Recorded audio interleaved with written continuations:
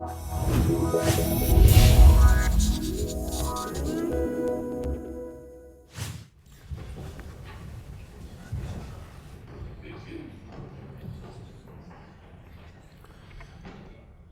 and gentlemen, welcome here this afternoon to listen to the inaugural lecture of Dr. Hein de Haas, appointed at the Faculty of Humanities and Sciences to extraordinary professor in migration and development.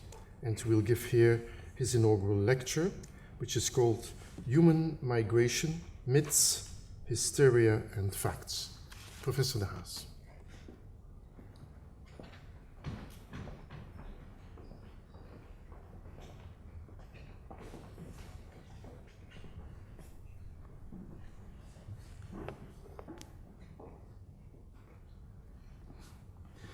Dear Rector Magnificus, dear Melissa, dear professors, dear colleagues, dear students, dear family and friends, it is a great honor and pleasure for me that you are here today to attend my inaugural lecture.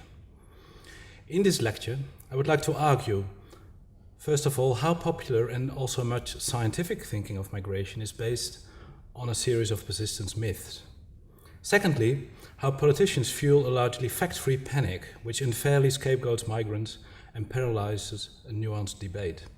And third, how this rather sad state of affairs should compel researchers to do more independent, fundamental research with the aim of developing a radically new vision on migration. A vision which sees migration not as a problem to be solved or a challenge to be managed, but as an intrinsic and therefore inevitable part of broader processes of development and globalization. Now, migration is obviously an issue that raises high hopes and deep fears. Hopes for migrants, fears often amongst native populations. Migration is a much debated but actually poorly understood issue. And in many ways, the hot topic status of the issue stands in the way of a real understanding of the causes and consequences of this phenomenon. And the aim of this lecture is to argue that it is high time to rethink migration as an integral part of broader processes of change rather than indeed a problem to be solved. In this lecture, I will draw on recent research insights, particularly through research that we have been conducting at the International Migration Institute of the University of Oxford, with the aim of to develop a new empirical and theoretical perspectives on human migration. And I would like to express my thanks to the funders, in particular the European Research Council, for the generous grants enabling us to conduct this fundamental research. And I hope that in my position here at Maastricht, we can further collaborate with the team here in Maastricht to further develop this agenda. Now, in this lecture, I will highlight the need to rethink migration by challenging 7 established myths about migration that are based on flawed assumptions on the nature of migration processes and their causes and consequences. Some of these myths are popular amongst right-wing people, but others amongst left-wing people, and some are popular in both groups. And I think this also explains why policies to restrict generally fail to meet their stated objectives, because they're often based on these persistent myths about migration. The first myth is this idea that we live in times of unprecedented mass migration, which is very much conveyed through media images of boat migrants coming to Europe, politicians consistently speaking about mass migration. The Netherlands is a very good case, which sort of reproduces an idea that migration is at an all-time high. And it's not only politicians and media that convey this image. A recent book by the famous development economist based in Oxford, Paul Collier, has written this book on migration, and I don't think the title needs much explanation. It conveys this image that we are facing a veritable exodus from poor to wealthy countries.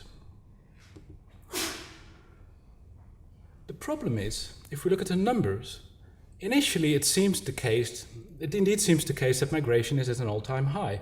This is recent data collected by the World Bank on the total numbers of migrants that live in the world. And a migrant here is defined as a person that is living in another country than the person was born.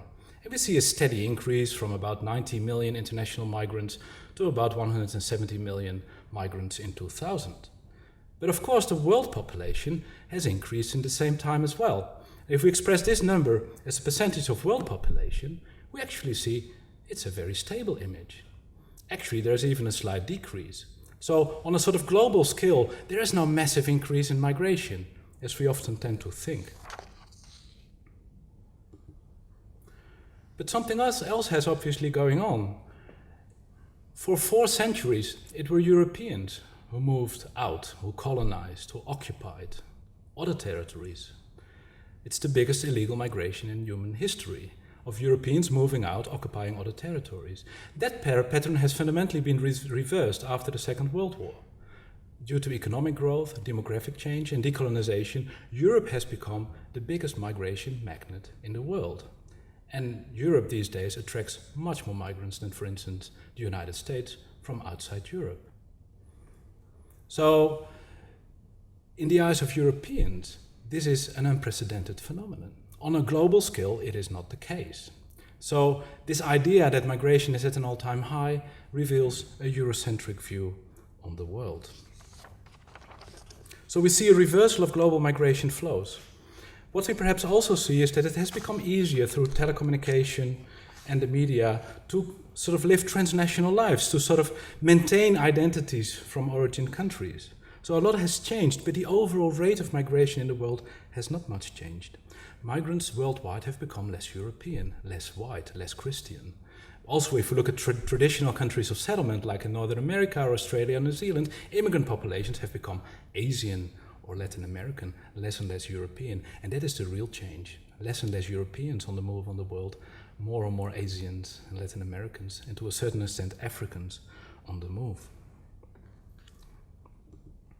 If we look at the Netherlands, for instance, we actually see a pretty stable pattern since the post-war period. That migration has fluctuated up and down, and particularly in periods of economic growth, migration has been high, but actually there hasn't been a spectacular increase, as political narratives in the Netherlands would suggest that this is a mass immigration time.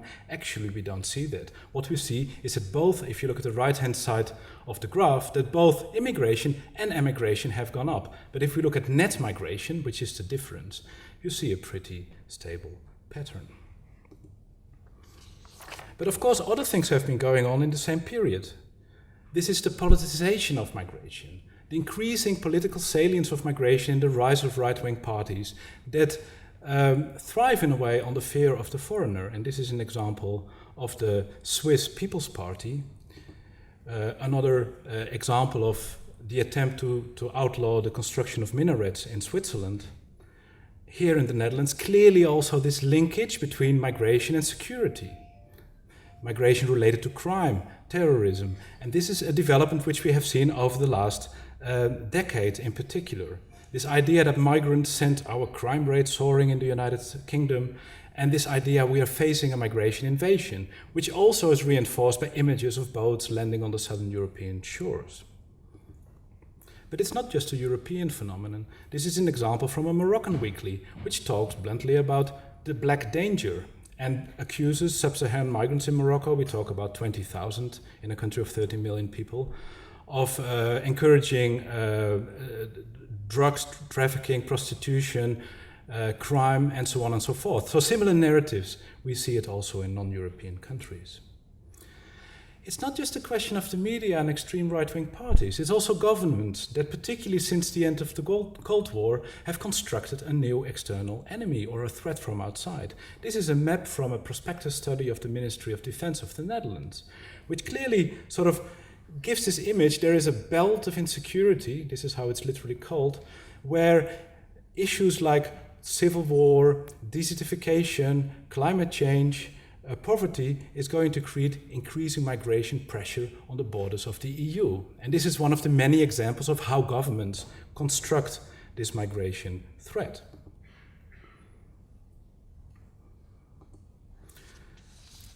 Next idea is that immigration restrictions reduce migration. It seems to make a lot of sense. If you introduce a visa or control a border, of course less people will come. Which is probably true. The question is how many people less will come if you make it more difficult to come. But there's also other effects of immigration controls, which are the counterproductive effects of border controls, in 4 categories. The first is migrants simply start migrating through other categories. So migrants who were actually labor migrants start to migrate as family migrants, or as asylum migrants, or as irregular migrants. The second effect is known in Dutch as the waterbed effect. So this idea that migrants don't go, if it becomes more difficult to migrate to the Netherlands, they might go to Germany or to Belgium, either to stay there or to move on to the Netherlands, the final destination. The other phenomenon is now or never migration. If migrants know, or prospective migrants know, that a restriction is going to be put in place, people may seize the opportunity to migrate now before it's too late. And the other effect is, and we have a lot of research done in a DMIC project, which we have conducted over the last few years, covering 38 countries over 1970 and 2010, and 90,000 year cases, which quite convincingly shows that if you put a visa to block an inflow, you decrease inflows, you decrease outflows by the same extent. What does it mean? It has no effect on net migration. You interrupt circularity. Migrants would like to go back and forth, but can't do that anymore. One example is Moroccans, who used to go to Spain until the early 1990s to pick oranges or tomatoes or work in construction. They would do that for a few months or a few years, they would go back to Morocco. The so-called floodgates were wide open at the time, but Moroccans did not see a point in staying in Spain. In 1991, Spain, as part of the Schengen agreements, introduced visas for Moroccans. And this was the time when Moroccan settlement really took off. And this is what the graph shows, that Moroccan migration sort of was relatively stable until the early 1990s, but actually accelerated paradoxically with the introduction of visa requirements. And this is official data. This is not even covering irregular migration. Another very good example of the so-called now or never migration phenomenon are the attempts by the Dutch government to stop unwanted migration from Suriname. Hans van Amersfoort, an Amsterdam-based geographer, has written a study in which he tried to argue that one of the reasons why the Dutch government pushed for Surinamese independence in the early 1970s was to stop the free flow of Surinamese citizens, Dutch Surinamese citizens, so they were Dutch citizens, to the Netherlands. And independence was seen as the only way to stop this from happening. What happened is that a lot of Surinamese counted their options and thought it's now or never. And what do you see? A massive migration to the Netherlands, where 40% of the Surinamese population moved to the Netherlands in just 10 years' time. Similar phenomena have happened in the so-called British West Indies, when the Brits introduced a much more tough immigration act, that a lot of people from the British Caribbean went to Britain before it was too late. So you lock up migration flows by these sort of measures. What about border controls? So what we have seen on the European-African border in northern Morocco, where there are 2 Spanish cities bordering Morocco, is that we have seen the militarization of border controls. Huge fences have been erected. But what do we see? A huge diversification of migration routes in response to border controls along the Strait of Gibraltar. And this is just one map that shows the enormous diversity now of routes migrants take, which have gotten involved into a sort of cat and mouse game between border patrollers and smugglers and migrants, and have made migrants more dependent on smugglers. So it is not smuggling that causes migration. It is other factors like labor demand and sometimes conflict in origin countries that motivates people to move. When severe controls are put in place, migrants are going to rely on smugglers in order to be able to cross borders. And we see the phenomenon of boat migration as a consequence. This is a quite old phenomenon. Ever since the Europeans have tried to control the southern Mediterranean border in the early 1990s, this phenomenon has been persistent. It's not a new phenomenon. It is a significant phenomenon. It's not a huge migration, but it is something that's going to persist as long as border controls are put in place. And more than 20,000 people died over the last 20 years, and this is only the counted casualties as a result of those border controls. We don't see a stop of migration. We see that migrants start to migrate in different ways. So what really drives migration? The focus is very much, particularly when we talk about this boat migration, migration from Africa to Europe, the focus is very, very much on origin country problems like poverty or civil war. But look at this graph.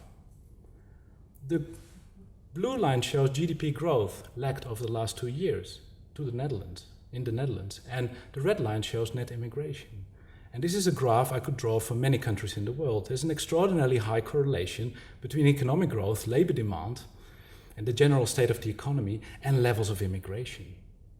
And I think it should humble us a little bit in terms of what can we actually achieve with migration controls. Are they really about controlling numbers, or are we talking about something different here? But underlying this whole debate, there is this notion that immigration policies have become more restrictive. It is linked to this image of the fortress Europe, the fences that have been built, not just in Europe, but also along the American-US border. And therefore, many people have wondered, how can it be that immigration policies have become more and more restrictive, but we see still more people coming to Europe? But nobody wonders, is it really true that immigration policies have become more restrictive? And there has been a debate where some people have argued, actually, if you look on the whole, because European countries were forced to sort of adopt all sorts of international human rights regulations, we were forced to open, in a way, migration channels, for instance, for family migrants, and to take human rights more seriously if we take it on a longer time scale. And as part of this project we conducted over the last few years, we actually have tried to measure this. We have measured 6,500 different policy measures that have been taken in a range of European and non-European countries, and we have tried for every policy measure to code those, whether this is a change in more or less restrictiveness. And this is what comes out. And this is the last century. So any year where the line is below zero, it means there were more policy measures introduced that were in the more restrictive direction, and any point below the line means in that particular year there were more policy measures that were in the less restrictive direction. Now what we clearly see here is that whereas in the interbellum years and towards the Second World War, border controls became more and more stringent, but since the Second World War we see a persistent pattern for almost every single year except for 1998, where on the whole measures taken towards migrants tended into the less restrictive direction. So in a way, where the extreme right wing is accusing politicians of is in a way right. That in a way it's a hoax. This idea that migration policies have become more restrictive.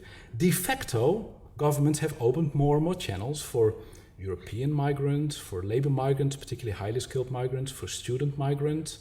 But even if we look at the categories of which we think migration policies have become more restrictive, the picture is more nuanced. Now this graph breaks this down to different types of migration policies, in which we have made a distinction between border and land control, immigration policies that give rights to migrants in terms of entry and stay, integration policies, there you have to think about access to citizenship, for instance, and exit policies. We clearly see that when we talk about legal entry and stay and integration, that the overall tendency is in the less restrictive direction, because the line remains under zero. Although we see a more balanced picture in recent times where there are relatively more restrictive measures being taken, the overall balance is still in the less restrictive direction. It is only with border and land controls that we've been increasing sort of surveillance, increasing sort of restrictiveness in terms of try to filter out migrants who are not allowed to enter. That sort of policies have become much more restrictive. If we look at exit, if we look at the 1970s, return bonuses were handed out to migrants who wanted to come back. Now the focus has become much more on expulsion, so a deprivation of rights, and there we see a clear reversal. If we look at different types of migrants, again, with the exception of family migrants in recent years, whether we look at high-skilled or labor migrants, the overall picture is in the less restrictive direction, as you can see here. If we look at irregular migrants, that's the only category, and that's linked to this idea of border controls, that has been targeted increasingly by more and more restrictive policies. Even refugees, asylum seekers, and all the other vulnerable people, even that category stays steadily below zero. And the diaspora policies, this is the idea that countries try to cater for their immigrants that live abroad, clearly also give rights. So this makes us question this fundamental idea about migration policies having become more restrictive. But more importantly, it begs the question, can we talk about restrictiveness in general of migration policies? We have to look at a particular target group. And there we see a clear pattern, if we look further into the data, that immigration policies essentially are not about controlling numbers, which is what politicians would like to convey. It's about trying to control who gets in and who doesn't get in. And there we see a clear positive discrimination towards, I would say, higher class migrants, and with increasing possibilities for the higher skilled and student and wealthy people to migrate, and an increasing exclusion of lower skilled, who don't necessarily stop to migrate, but will migrate in different fashions, like irregular migrants. And this is the real divide we see appearing. Also, if we look at the Netherlands, we see that for most immigrant categories, overall since 1955, the tendency has been in the less restrictive direction, with the exception of refugees and asylum seekers. So we have to question that whole fundamental assumption. What about this other idea? And I would say this is more a left-wing argument, or an argument that has been conveyed by humanitarian organizations that have argued, we see border controls don't work, we have seen it, people just migrate in different ways, it makes people irregular, it makes people more dependent on smugglers, it doesn't work, the only solution is development in origin countries. And it sounds great. It sounds a convincing argument. If people are not poor, they won't come. The question is this true? There is a theory developed initially by Zelinsky and later on developed by people like Ronald Skeldon, which has tried to argue the opposite.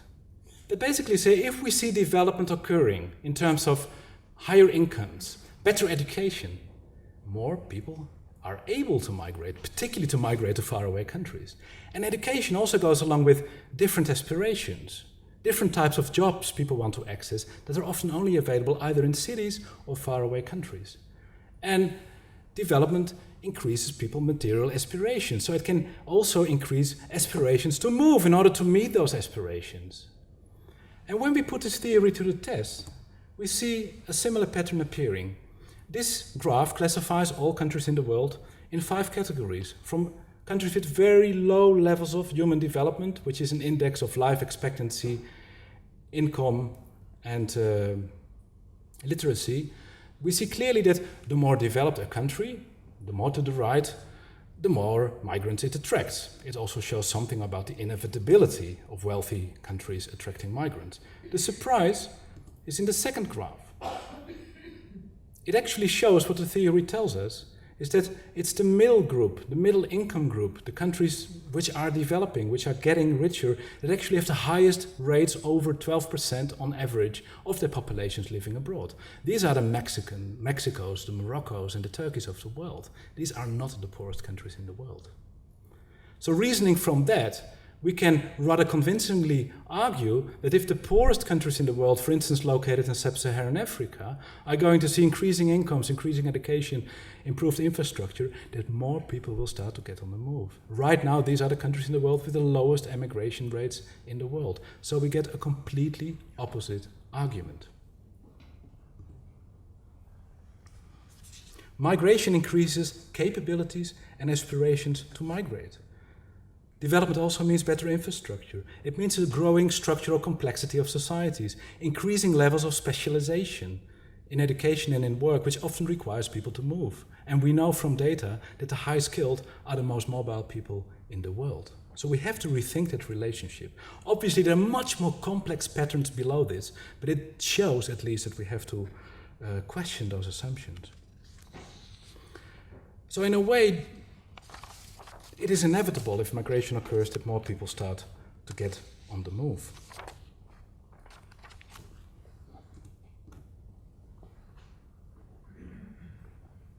This is an argument that migration leads to brain drain. It deprives origin countries from their valuable human resources. If doctors leave, people get sick, don't get cured. It's an argument that is used both by, I would say, left and the right wing.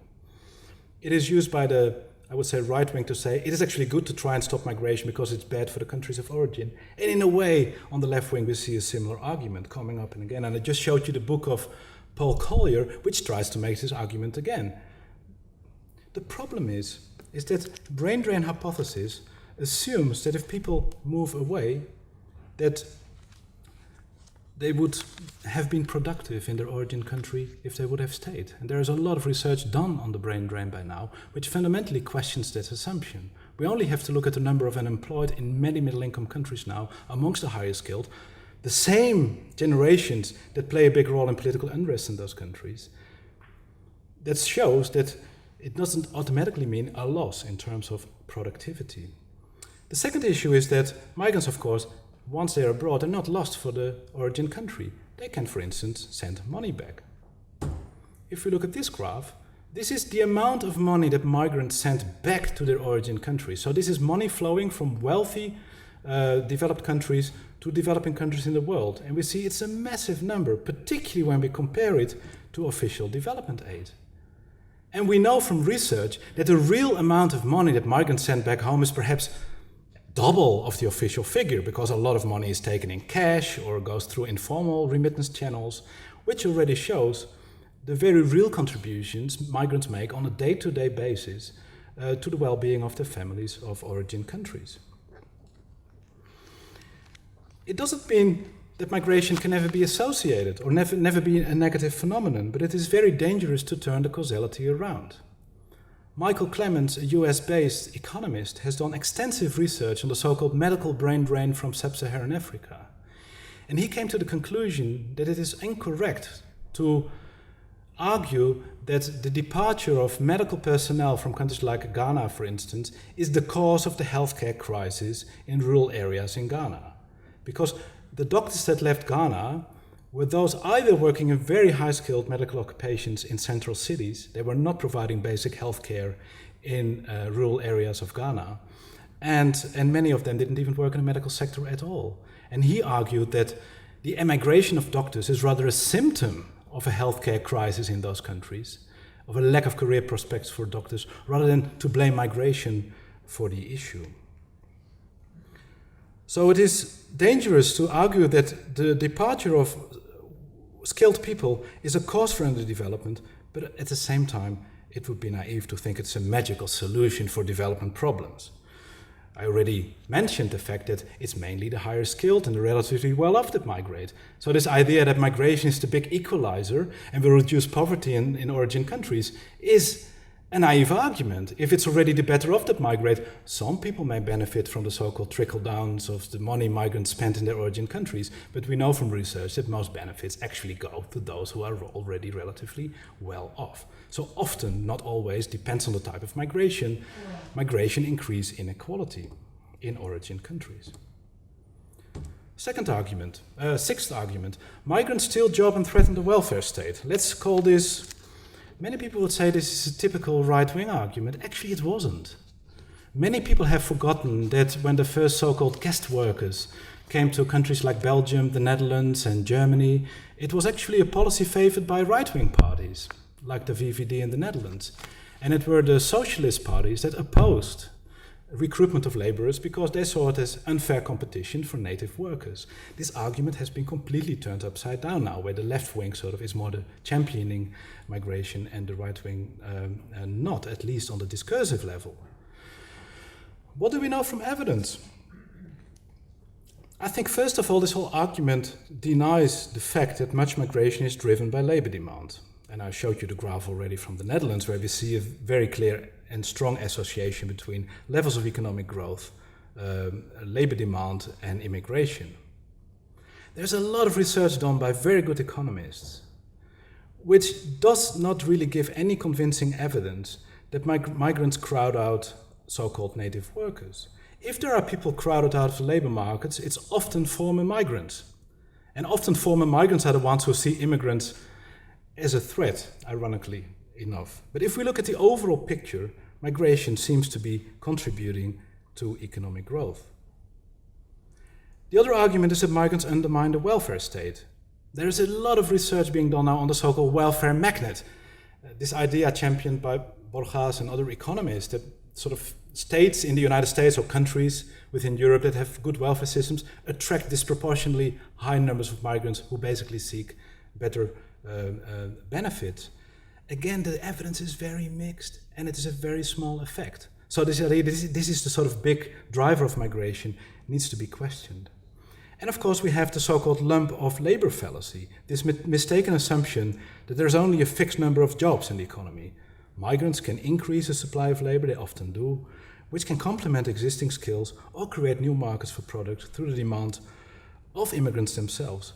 Immigration can even increase employment of so-called native workers.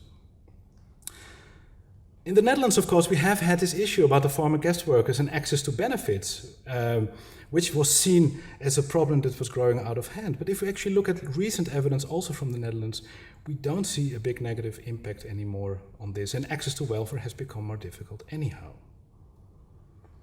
I think generally we can say that the impacts of migration are grossly exaggerated, whether on the fiscal balance or economic growth or employment creation. What we generally see is the effects are pretty small. There's a lot of arguing going on whether they're positive or negative, but generally we see that the effects are rather small.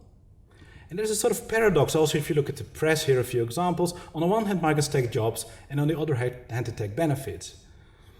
Seems a difficult argument to sustain. Should be either of them, or perhaps it's different migrants taking different things. But this is a sort of narrative, and it doesn't really fit together.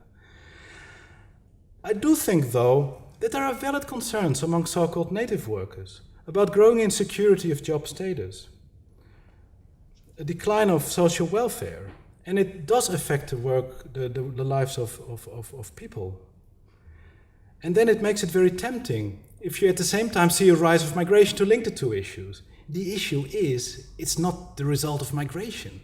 What we have seen in Western European countries is a drive towards economic liberalization, rolling back the states to a certain extent. You can agree with that or not, that's not really the issue. What it has done, it has made labor more insecure, the turnover higher in labor.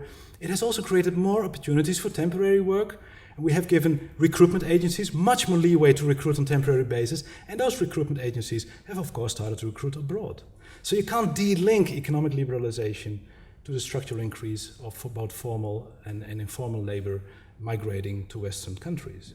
So the feelings may be there, but politicians of course exploit this feeling by suggesting the migrant is the problem.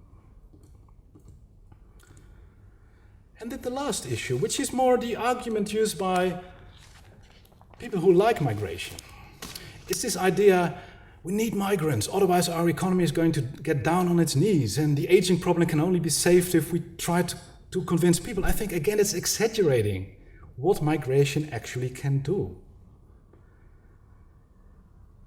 First of all, it's based on this assumption that migration is something you can turn on and off, whereas we've seen migration is a pretty stable, structurally stable phenomenon. This idea you can just open the doors and migrants will come in such big numbers that you could counter any aging effects is highly naive.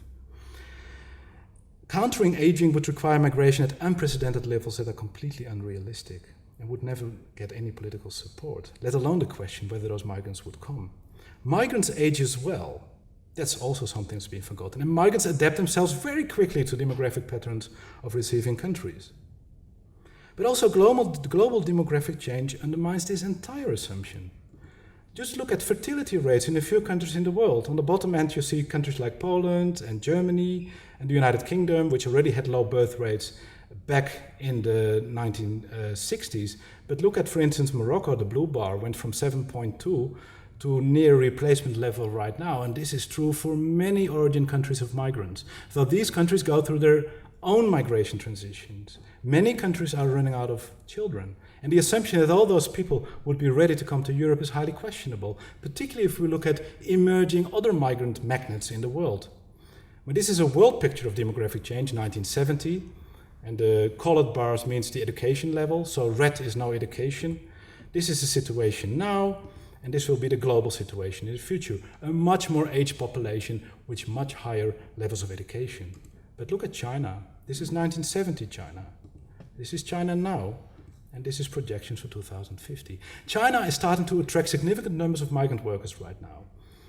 If Chinese economy and political system remain stable, it is sure that migrant is going to become an increasingly important migration magnet. In many sub-Saharan African countries, people are migrating more and more to China right now, even to India.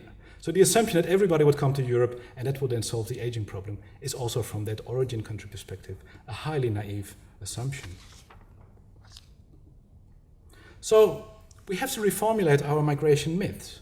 The first one, we live in times of unprecedented mass migration. We can argue that current global migration is not exceptionally high. We can neither speak of an exodus nor of an invasion. Main changes have been directional. Europeans have started moving out in big numbers. People have started to come to Europe in big numbers. Immigration restrictions reduce migration. What we see, they interrupt circulation, they discourage return, push migrants into permanent settlement, and create illegality. Migration policies have become more restrictive. That's the wrong argument. They have become less restrictive for most immigrant groups, despite political rhetoric suggesting the contrary, very much focused on asylum seekers and irregular migrants. The doors have been opened progressively for other migrant categories. Development in poor countries will reduce migration. Development initially leads to more migration because it enables and inspires people to move. Migration leads to a brain drain. It has considerable benefits for origin societies, but it is very dangerous to exaggerate what migration can do, both in the negative or in the positive. Migration can neither be blamed for a lack of development, nor be expected to trigger development in unattractive investment and political environments. Do migrants steal jobs and threaten the welfare state? Most evidence seems to point in the direction of a small contribution of migration to growth and destination society, but clearly also shows that employers and the wealthy and the higher middle classes benefit much more from migration than those who are less well off. Can migration solve aging problems? Migration is no solution to aging, but I think more generally it is a very dangerous argument to make that migration can solve other fundamental socio-economic problems, either in origin or destination societies. So I'm pretending to be a migration scholar. I'm basically arguing that migration isn't as important as we think. That is not really the argument I tried to make. I think we need to put migration in perspective of broader change affecting societies. So what does this lead me to? That we can see that migration has become a very controversial issue, highly politicized. The current migration debate is disturbingly Eurocentric and ignores empirical evidence on the magnitude, causes, and consequences of migration. And there is a need to rethink migration, not as a problem to be solved or channels to be managed, but as an integral part of broader development processes and globalization. And the conclusion perhaps can be summarized in a very simple sentence: migration is inevitable. Both the positive and negative effects of migration tend to be greatly exaggerated. Migration is often unfairly seen as either a fundamental threat to prosperity and security, or as a solution to fundamental social problems in origin and destination countries. However, not migration, but the xenophobia fueled by politicians and the media is the problem. The related migration panic and the recurrent scapegoating of migrants stands in the way of a nuanced, sober debate about migration. Open and wealthy societies, which Europeans, for instance, have created, will inevitably experience substantial migration. And the trend towards economic liberalization of the past decades, which has increased the demand for formal and informal migrant labor, contradicts the political rhetoric in favor of less migration. You can't have it both. All too often, the migration debate is framed in terms of anti- and pro-migration. However, this is not a real issue. Instead of talking of migration as a good or bad issue, we need to understand migration as a normal phenomenon. Like we think of markets. It's a normal phenomenon. The question is, how do we need to regulate it? To what extent do we need to regulate it? Based on evidence. It may be a cliché that migration has always been part of human mankind, but I think it's a cliché worth repeating. And it is time that researchers start to take this idea more seriously. In brief, I argue it's high time for a new vision on migration. This goal can only be achieved if academic research on migration becomes less dependent on funding by governments and international organizations. In this way, research agendas become less dominated by state interests and short-term policy fashions. And in my position as extraordinary professor of migration development here at Maastricht University, I hope, with my dear colleagues, to further contribute to establishing a new research paradigm that embeds migration research into broader analyses of global social, cultural, economic, and political change. As a key dynamic of change in contemporary societies, an improved understanding of migration will also contribute to a better understanding of important issues such as inequality, class, identity, citizenship, and globalization. And I think paradoxically, this shows the importance to do more policy irrelevant research, because only this distance enables us to do independent, fundamental research, which enables us to generate deeper insights into the nature, causes, and consequences of migration, which will also allow us, in the longer term, for more realistic assessments of what policies can and cannot achieve.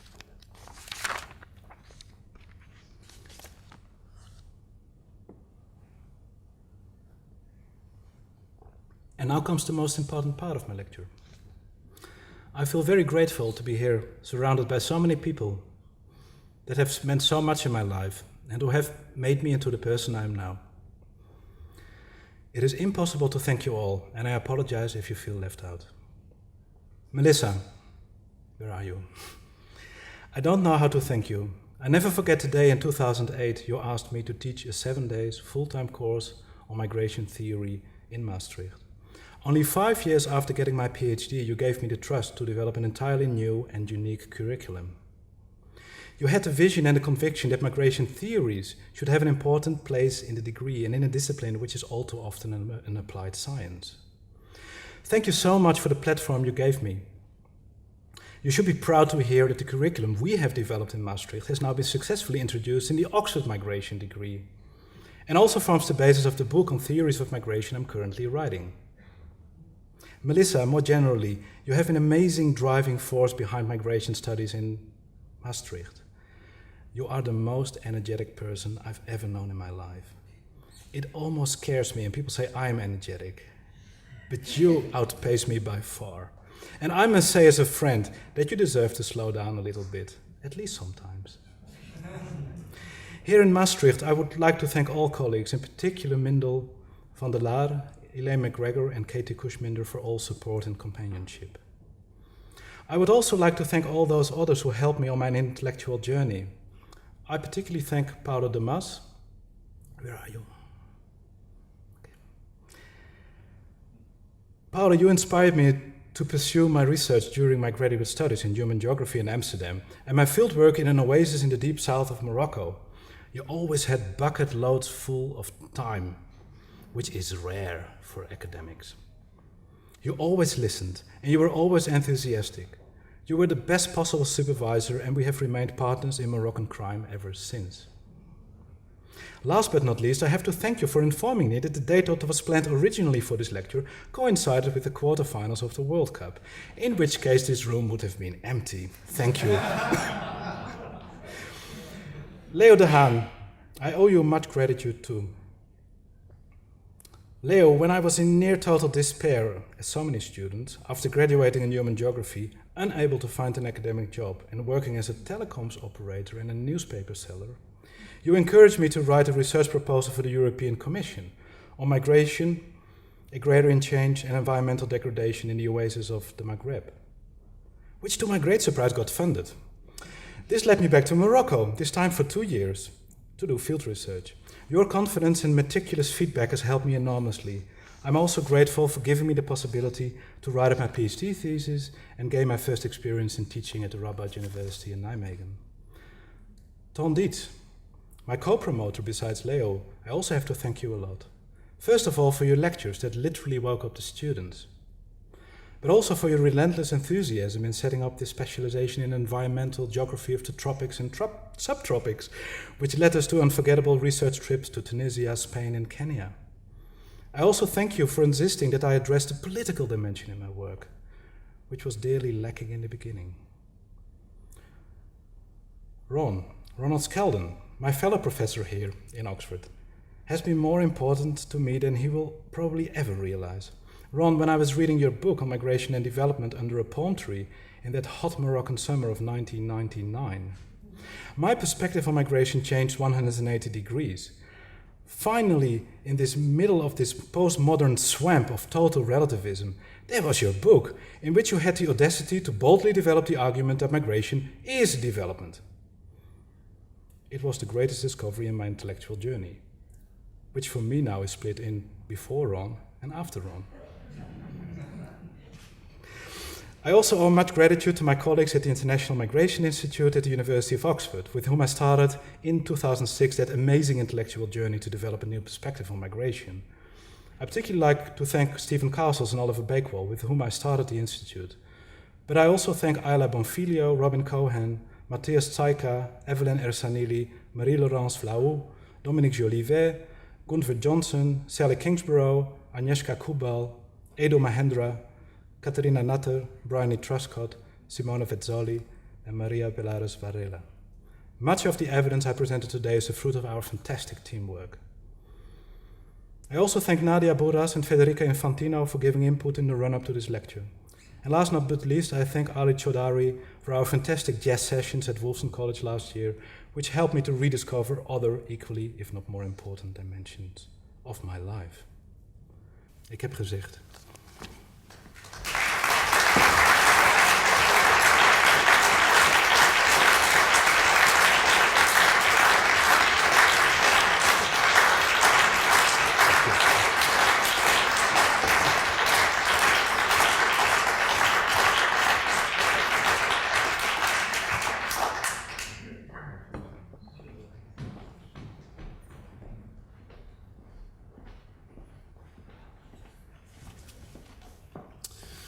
Professor de Haas, many thanks for this fascinating lecture, and I think I'm delighted on behalf also of many here in Maastricht, of the School of Governance in particular, to have such a personality here with us, also in terms of the evidence base, as you highlighted here, and which is of course one of the core issues which the School of Governance is involved in, which is evidence-based on many of these policy issues. And I think that the points you made about the 7 myths, as you enlightened us here with those, I think worth taking each one with us. There's one which I would though like to emphasize, which is that we, as a university, of course, count on brain drain. So whatever you may believe in terms that the migration might not lead to a brain drain, it is our policy to get brain drain, wherever it comes from.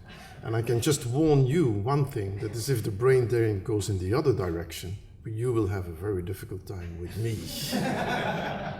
I did not name one of the most energetic persons you know in this world, but we all know what you are talking about. So, anyway, ladies and gentlemen, let me, on behalf also of the university, congratulate, of course, first and foremost, Professor Bart Versparen, the Dean of the School of Governance, many other of you, in terms also the College van Toezicht, but I can see that not many people are here from the College van Toezicht, but also, of course, congratulate Hildegard Schneider, Professor Jacobs, in terms of the strengthening of our migration issues.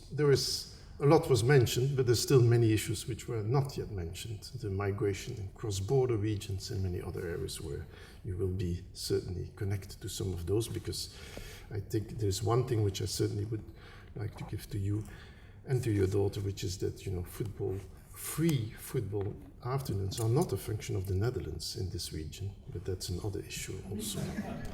Ladies and gentlemen, let me conclude this session. Thank you all very much. Congratulate again Professor de Haas for this inaugural lecture, and invite you all for some drinks here in the Refter, and I hope that with the weather we might stand outside and congratulate in person our new professor here, Professor de Haas.